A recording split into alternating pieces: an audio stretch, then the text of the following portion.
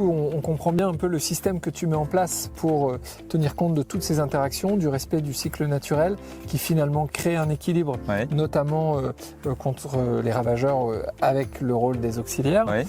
La question qu'on pourrait se poser après, c'est l'impact économique, financier, la rentabilité. Finalement, le rendement aussi de la culture. Est-ce que tu as quelques données comme ça que tu pourrais nous partager? Ah oui, parce que comme j'étais un peu dans les premiers à mettre de la betterave, on a tout bien noté. Clairement, le temps d'intervention, notamment pour le désherbage, en fait l'impact, l'impact des charges. Donc nous, le souci qu'on avait à Bio-Hauts-de-France dans le projet de la betterave, c'était de se dire, pour ça qu'on a bien tout noté, c'est à partir de quel moment, à quel prix il faut payer la betterave pour que le paysan s'y retrouve. Tout à fait. Donc c'est pas grave de mettre 150 heures de travail à l'hectare sur un désherbage, mais par contre, il faut que ce soit compensé. Bien sûr. Bon, alors il y a tout le côté social, on embauche du personnel, donc il y a quand même des gens qui se retrouvent avec du boulot. Il y a le côté agronomique, c'est-à-dire que le sol n'est pas pollué, on n'utilise pas d'intrants. Et puis derrière, le consommateur, il se dit, j'ai quand même un ticket pour l'avenir, c'est-à-dire que j'achète du sucre bio, mais c'est pas que le sucre, j'ai une action sur ce que les paysans font dans le sol et sur le long terme, sur la qualité de l'air, la qualité de l'eau et tout ce qui va avec. Et donc moi j'ai tout noté, le temps d'intervention, le coût de semis, la récolte, tout ce qui va avec. Et dans le projet qu'on avait, on s'est dit il faut un prix de la betterave qui soit on peut le dire, bien sûr. qui soit entre 100 et 110 euros la tonne pour couvrir l'ensemble des charges. Qui sur un hectare de betterave.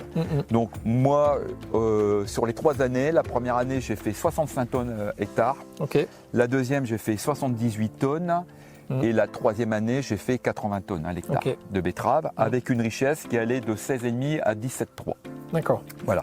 Donc ce qui veut dire que aujourd'hui, moi quand j'ai produit de la betterave, je suis pas venu riche, et c'est pas le but non plus, mais j'ai gagné ma vie en fait. Tout à fait. J'ai gagné ma vie et la betterave a été un élément économique positif. Voilà.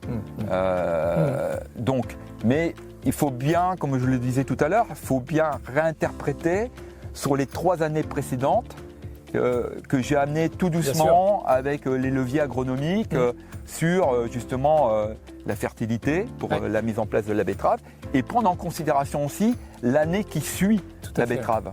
Parce que dans des bonnes années, on peut récolter dans de bonnes conditions, mais l'année où on récolte dans de mauvaises conditions, qu'on fait des ornières, qu'on tasse le sol, il faut savoir qu'est-ce qu'on fait derrière. Donc moi, il y a une année, l'année où il y avait des betteraves ici, c'est un peu en côte, on voit, il y a un peu d'argile. Donc derrière, je suis allé mettre une culture. Alors tout le monde aurait mis du blé, et moi en fait j'ai mis de la févrole d'hiver. D'accord. Donc parce que la févrole d'hiver, elle est venue refracturer en fait mon sol. Et d'ailleurs on en voit corps. On voit corps. Il y en a une là, il y en a une là-bas, tu vois. Ça c'est corps d'il y a 3 ans. Tu vois. Et donc la févrole, qu'est-ce qu'elle fait? Elle a un pivot. Donc elle est allée pivoter, refracturer le sol et par les nodosités, m'a ramené de l'azote dans le sol. Et ce qui m'a permis après, betterave, févrole, blé. Donc j'ai mis un blé 2 ans après la betterave et dans le blé j'ai très bien réussi. Mais voilà, il faut casser les choses en fait. Bien sûr. Faut pas se dire on faisait tout le temps comme ça. Non, je ne dis pas on fait tout le temps comme ça. Faut tout prendre en considération quoi.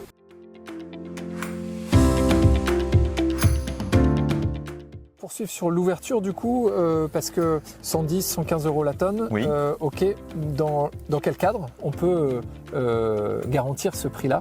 Quelles sont les conditions pour que ça fonctionne? Et est-ce que tu peux nous partager le travail qu'on mène avec Bio-Hauts-de-France et la fabrique à sucre dans cette perspective quoi? Alors, le travail qui est mené, je pense qu'il est important, il ne date pas d'aujourd'hui, ça fait quand même plusieurs années que le dossier est en cours. Et aujourd'hui, dans l'idée de notre fabrique à sucre, c'est quand même d'ouvrir aujourd'hui une usine qui va répondre 100% à une betterave sucrière bio et qui va répondre aussi 100% sur un prix de la betterave aux producteurs pour qu'il soit rémunéré à la hauteur de ce qu'il fait, des engagements qu'il prend par rapport à la betterave. Donc je pense que c'est important aujourd'hui de se dire qu'on a une solution. Et cette solution, ben, c'est notre fabrique à sucre, c'est le projet qui est en cours. En fait, ça part dans l'idée qu'on ne va pas produire non plus de la betterave si derrière il n'y a pas d'acheteurs. Donc déjà, il faut connaître les besoins, et les besoins, ils sont existants, ils sont là. Maintenant, c'est à nous de produire de la betterave. Donc ce qu'on cherche, c'est que les gens qui veulent de notre sucre bio, qui s'engagent dans ce sucre bio. Ouais, c'est pas tout le dire j'en veux, et puis au moment donné à dire ah ben non, tout ce que je fais c'était bien votre projet, mais bon voilà. Non, c'est vous vous engagez. Vous voulez du sucre bio, engagez-vous. Donc en fait cette idée c'est de réunir tous les acteurs, tous les maillons, c'est-à-dire les producteurs, les transformateurs, les distributeurs, et se dire chacun a un rôle important. Et les producteurs suivront que si derrière vous vous moquez pas d'eux, que vous vous engagez de la même manière. Il y a aussi le consommateur. Le consommateur c'est un des maillons.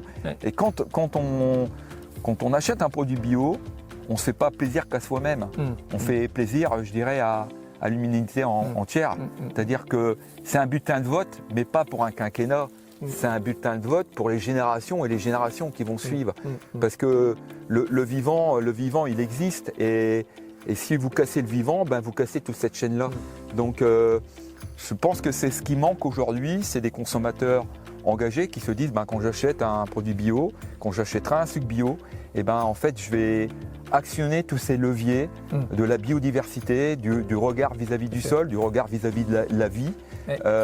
Et donc c'est un vrai bulletin de vote sans étiquette. Il n'y aura pas de couleur sur l'étiquette. Ce sera un vrai bulletin de vote. C'est un acte citoyen pour l'avenir, pour leurs enfants, leurs petits-enfants.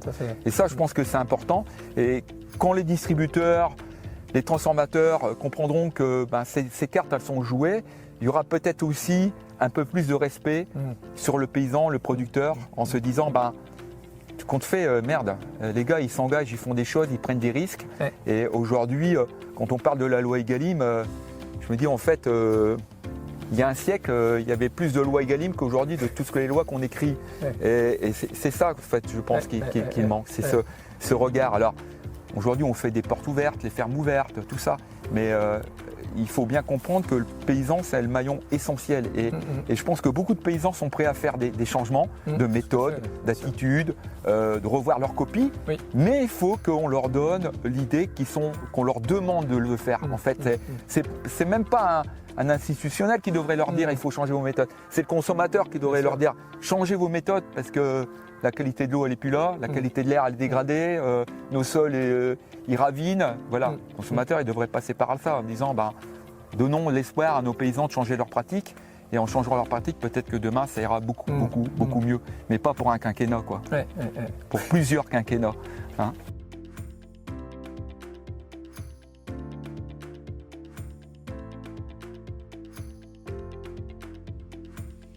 Merci Jérôme pour ce beau témoignage autour de la transition agricole et alimentaire. Et puis au plaisir de poursuivre l'aventure.